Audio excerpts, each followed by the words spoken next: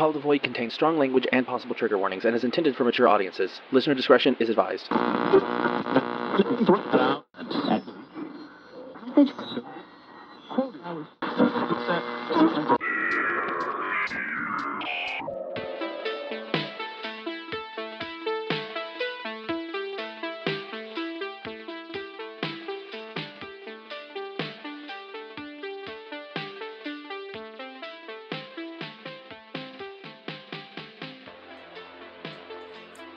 Hi, I'm Daekon, and welcome to a very strange episode of Call of the Void.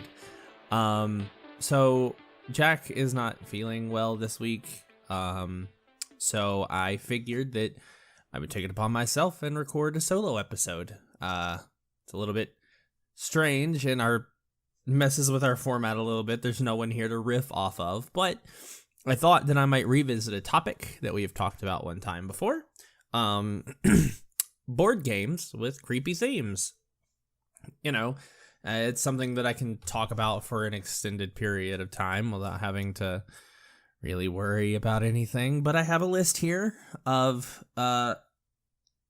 games that I want to talk about. Some of them are news. Some of them I didn't know about a couple months ago whenever we first recorded that episode.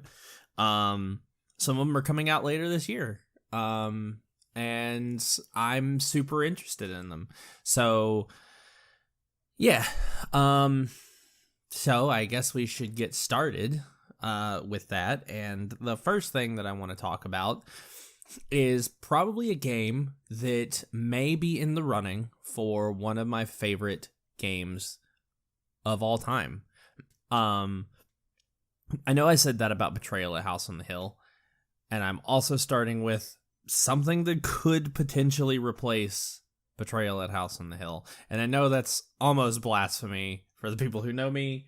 But this game has sort of elements of Betrayal at House on the Hill, except there's not a traitor element to this game. But it still has like campaign style, and I don't know, there's just something about it that still gives me that feeling of Betrayal, even though it's not Betrayal. It's Apocrypha. So this was a game that was released back in 2017, I believe. And let me actually make sure that's correct.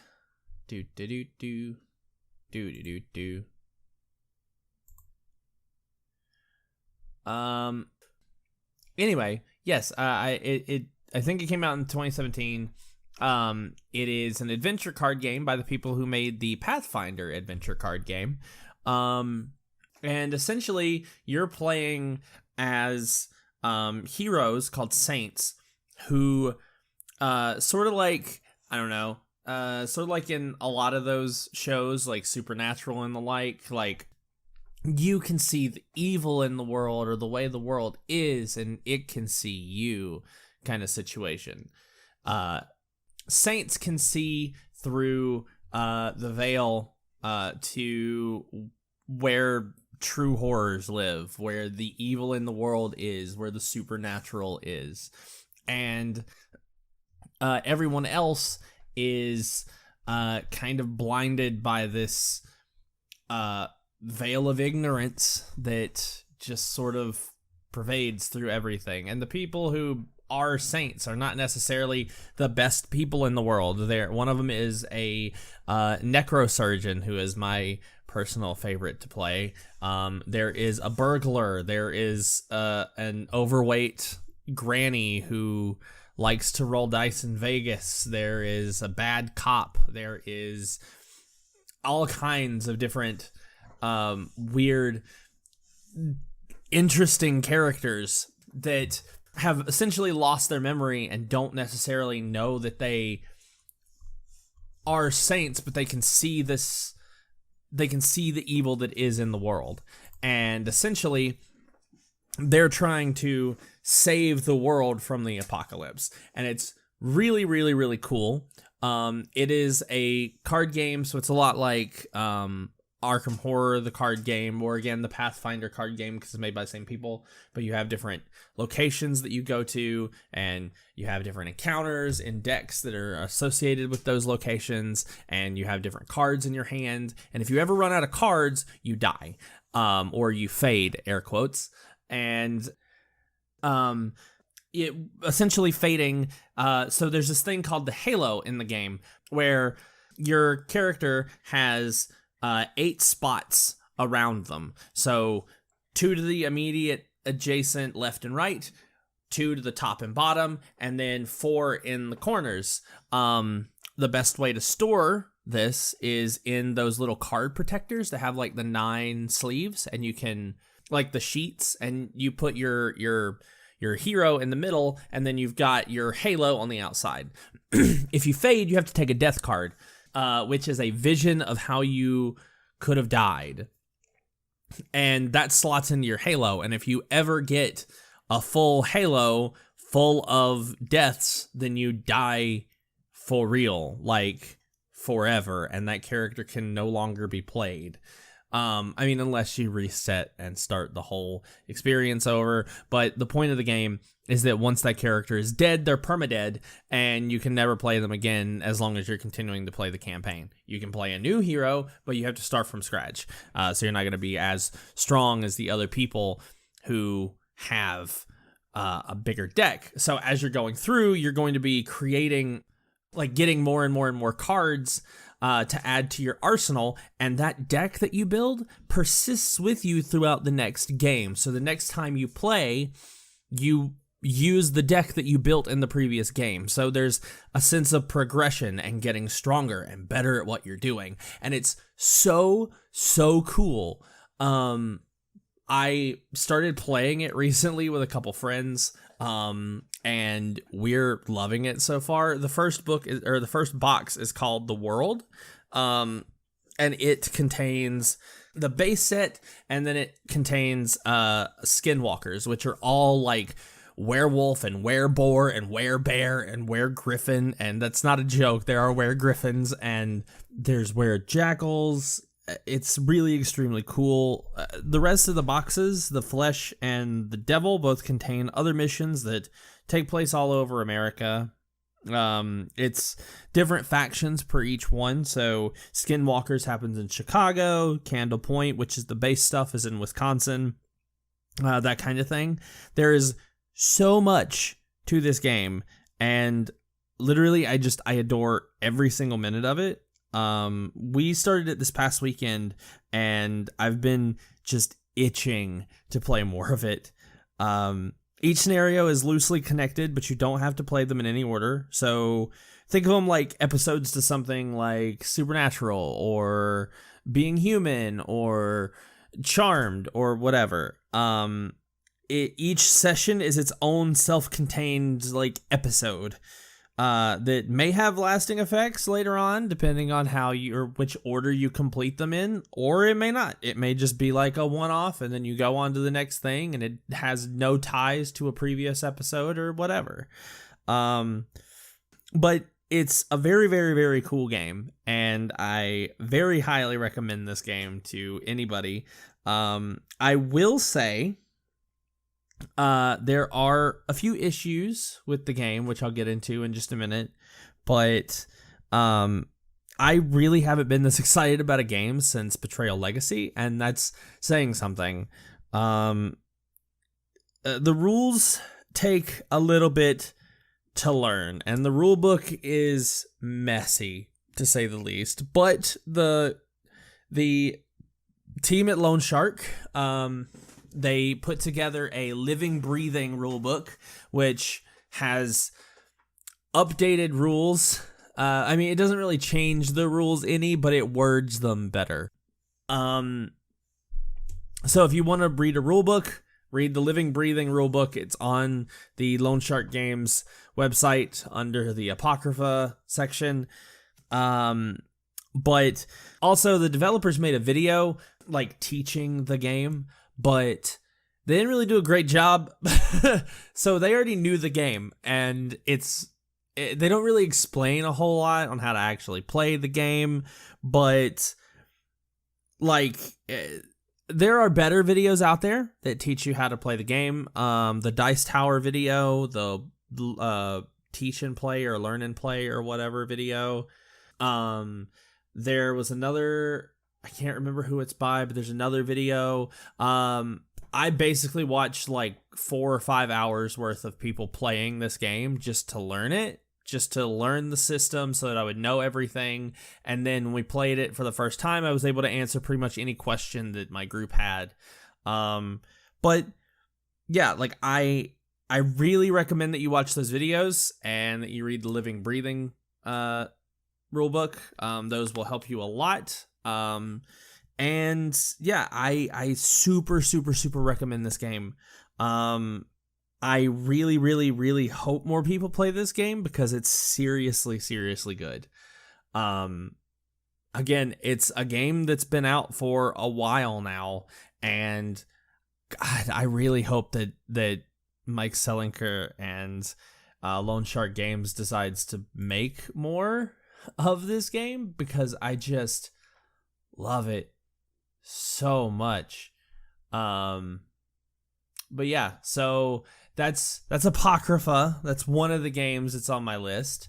Another one that we just recently got. If you're into video games at all, you may have played a little game called The Binding of Isaac by Edward McMillan. Edmund McMillan, sorry. He made a board game, a card game technically, called The Binding of Isaac: The Four Souls.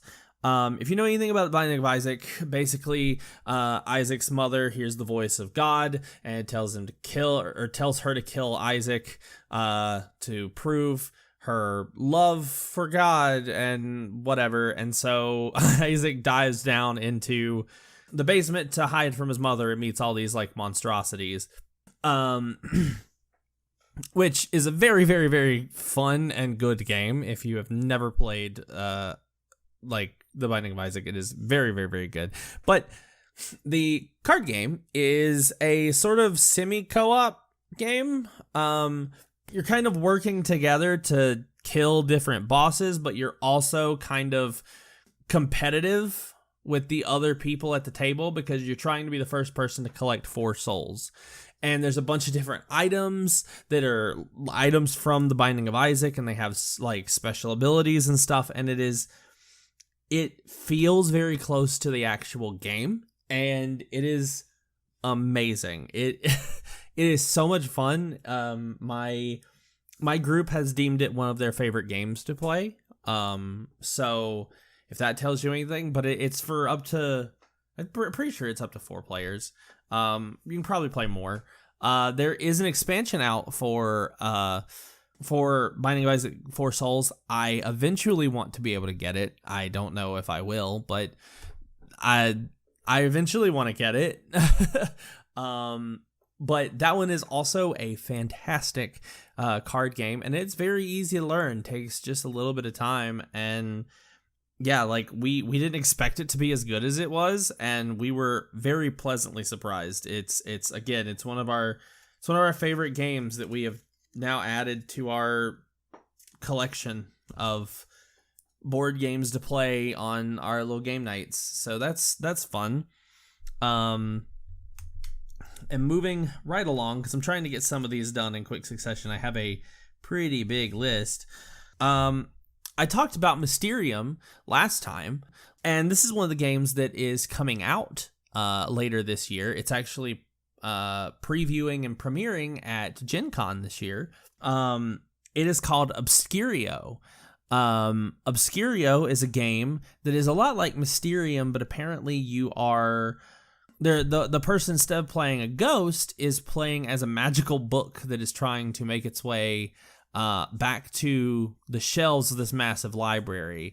And the cards have little dials on them that point arrows to certain parts of the picture, but there's also a trader involved. So you have a big book and you have to show the trader one of the cards. Like the person who's playing the book has like has to show one of the traders, or has to show the trader the cards, and the trader gets to pick one to include to throw everybody off the trail, which is a very, very neat concept to me. And that's one that I am super looking forward to, and I really want to get my hands on. I don't know when it's coming out officially, but I am definitely keeping an eye on that game, and you'll probably hear me talk about it when and if it does come out. But it's I'm so excited for that game. Another game that is if you like the whole more true crime sort of thing, which I know is a thing that that Jack is very interested in. There is a game called Deception, Murder in Hong Kong, and essentially everybody at the table is playing as a detective, but there are two people who are playing as a murderer and the accomplice, and you are trying to deduce among the table who the murderer and the accomplice are, and you have all these like clues and stuff in front of you. And there's one person who's playing the forensic scientist, sort of along the lines of Mysterium, where you're not supposed to talk, and you could just put down things to kind of, and I mean the things can be kind of obscure. Sometimes it'll be like the weather outside during the crime was snowy, and that you could use that to try and point to somebody who's got a scarf in their thing. But somebody could also take that information and try and spin it to somebody else at the table, because everybody has these little cards that's evidence and locations and stuff in front of them, or it's evidence and murder weapons or something like that. Yeah, it's murder weapons and like items that were left behind. But yeah, like, or causes of death, I mean. But yeah, so it's really cool. It's one of those like social deduction games where everybody's trying to figure out who done it, but it's also done in a really clever way, and I really enjoy the game. It's one of my favorites to pull out sometimes whenever I've got like a massive group of people, because it can accommodate a good bit of people. I think it's like up to 10 with the expansion, which I also have. But yeah, and there's a bunch of other roles that you can get to, again, with the expansion. But it's a very, very, very fun game. And it's always intriguing to me to see how well the people at your table, or the people that you think you know, how good they are at lying and how good they are at getting away with murder. It's really fun. So I'm going to roll through a couple real fast here. I talked about Whitechapel Mystery, or the Letters from Whitechapel and Whitehall. So those are those like hidden movement games last time. So another hidden movement game is Fury of Dracula, where one person takes on the role of Dracula and is hiding along the European countryside and trying not to be caught, and everybody else are playing vampire hunters, like Van Helsing and Mina, and you're trying to catch and kill catch and kill Dracula, but he's got like he leaves behind like minions and stuff that you've got to like defeat first. Like he leaves behind some vampires, fledgling vampires that eventually will mature and become more like stronger, so you want to find them earlier on, and it's really cool. And it's another very highly recommended game.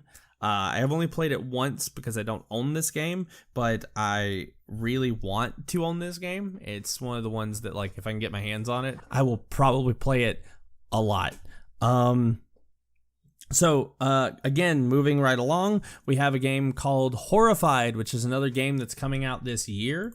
It is basically you're facing off against the Warner Brothers like movie monsters, like Frankenstein or Frankenstein's monster, which is just shortened to Frankenstein in the game, Wolfman, Dracula, Mummy, the Invisible Man, Creature from the Black Lagoon, all of those. And you have to like, there's different conditions for fighting each of them, and you can pick and choose which ones you want to actually put into the game. but there's different conditions that you have to meet to like complete the game. So you have to like do certain things to beat the Invisible Man, and if you like, you can't see him, so sometimes he'll steal your stuff and then go to another place on the map and you have to find him again, and that kind of thing. It looks really cool. It has not come out yet. It's another one that is supposed to be like showing at Gen Con this year, so I'm pretty excited and I want to see more about this game. I want to hear more about this game. And yeah, so that's another one that I'm super into. Another game that I have on my list, which is a game I played a good bit before. And you may have seen, if you watch Geek and Sundry at all, or if you're a Critical Role fan or whatever, Ivan Van Norman did a show a while back called Sagas of Sundry Dread. And what Dread is it's a RPG system that instead of using dice to like determine whether you can complete an action, it uses Jenga, like the fucking like Jenga tower Jenga, and you like to determine whether you pull or you jump across scaffolding in a burning barn, you might have to make 2 or 3 pulls, and the more you go through the game, the more precarious the tower becomes, and it's supposed to simulate that like the tenuous straining of the sanity and endurance of the survivors. And if the tower ever falls, your character dies. Like, it may not be immediately, but you're doomed to die from that point on. It is a super, super, super cool game.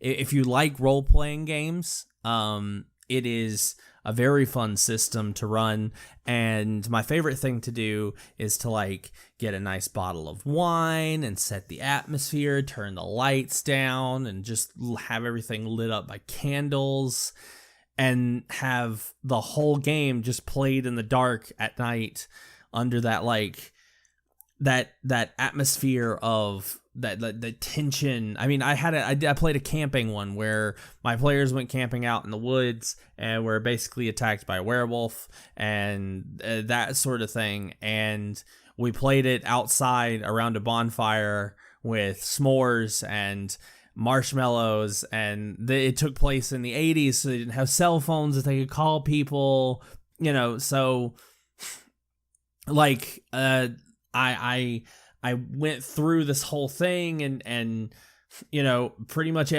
only one person survived, and they were the person who was charged with the murder of these people because they were the only sole survivor, and they ended up going insane. It was such a good game, and again, that wasn't my embellishment. That was one of my players. My player, like, I was like, so what happens now? I gave them control once they survived, and they told me that, like, yeah, they would probably be charged with the crime. And I was like, oh, that's a good idea. And they were like, we like workshopped the ending in one sitting, like live as we were playing the game. It was really, really, really cool. And yeah, so Dread is such a really good system. And there's one that I did before. It was basically like a madness that kind of creeps over everyone. But I actually went and got a thing of wine, and I had this syrup that I made that it wasn't anything bad. It was like cornstarch, and it looked like blood, but it also had like the slight metallic taste of blood.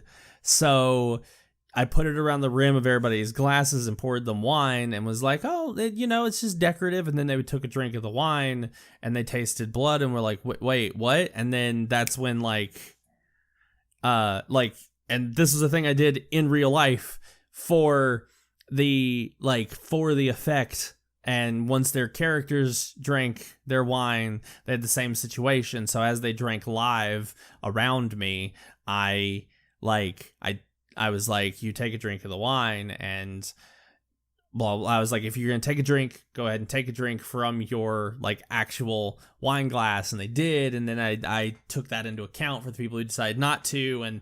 And this like madness began to spread between all of them, where they thought each one of them was trying to kill each other. And it was super cool. It was almost like a Saw scenario. Like, it just, Dread is a lot of fun.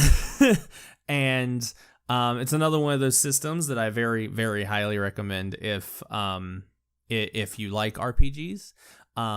It's a neat one to get and to get into. It's very easy. You can create characters just by a questionnaire. So you can be like, what is one memory you have from a child that you don't like telling anybody about, or whatever, and your players create their characters based on the questionnaires you give them. It's not about stats, it's about story, and it's really, really, really cool.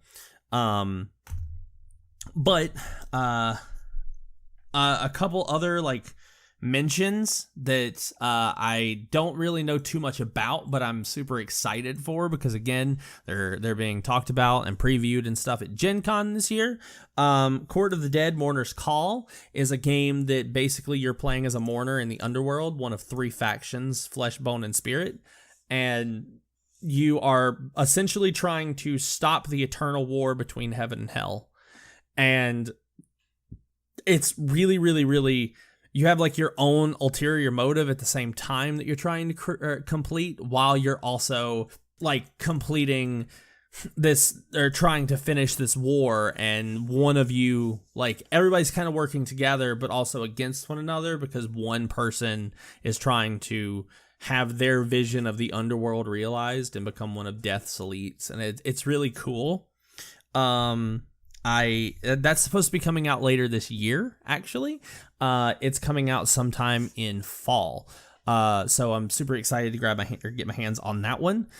Black Rose Wars is a deck building game where essentially you're playing as mages that are casting spells at one another in this lodge, trying to take control of the lodge. It's really neat looking, and it has a lot of flavor to it. There are these forbidden spells that you can get as well, like later on, and it's another one that, again, Gen Con, so I'm keeping my eyes glued to that as well. But yeah, so those are some more board games that I think, if you are into the creepy and the weird and the macabre, that you might enjoy. You might enjoy playing these games and giving them a shot. They're very high on my list of games that I either want or that I've been playing recently. And again, seriously, Apocrypha is so good. It is, again, it's a contender for my favorite board game of all time. So, yeah, I very highly recommend it. That said, I would like to take a few moments to go through my usual advertisements, because I don't have too much more to say now. But we'd like to take a moment to thank our wonderful friends over at the Fierce Ferrets. Thank you so much for allowing us to have our podcast on your website. You guys are wonderful, and we love you so much. You can check them out at twitch.tv/fierceferrets, or on their website at fierceferrets.com. Jack and I are also in some of their other podcast projects, like Drunk Fandom and Last Light, which are ongoing as of now. I'm just now finishing up editing the last episode of Last Light, and Drunk Fandom I'm working on editing whenever I can. So we're a part of those. You can also you can catch us on Tuesdays live in Last Light if you would like to, on the Fierce Ferrets Twitch channel.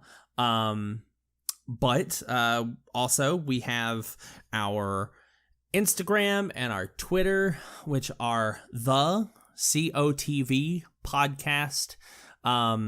go check us out. It's both of them. If you have any ideas for things that we could talk about, please send them our way. We're running out of things to talk about. We're only humans. So if you find any weird, macabre stuff on the internet that we haven't perused yet, please send them to us. We would very greatly appreciate it. You can find our Patreon and our Coffee on our socials. So if you would like to help donate or help support the show, you can find us there. Also, our Discord is available if you pledge to our Patreon. And that said, we would like to thank our wonderful patrons, Gerda and Brandonson and the Fierce Ferrets. Thank you for your continued support. We're so happy and glad that you believe in us. But yeah, so if you'd like to join our Discord, sign up on our Patreon. And you can also give us ideas in our Discord as well. This is a very disjointed and weird ending because I'm having to do it all by myself this week. But yeah, we do appreciate you listening to us, and we love you. You're wonderful people. And yeah, so thank you for the continued support. Thank you for continuing to listen, and we will see you in the next episode. Hopefully this time with Jack. But until then, sweet dreams. Also, Bigfoot is bullshit, but mostly sweet dreams.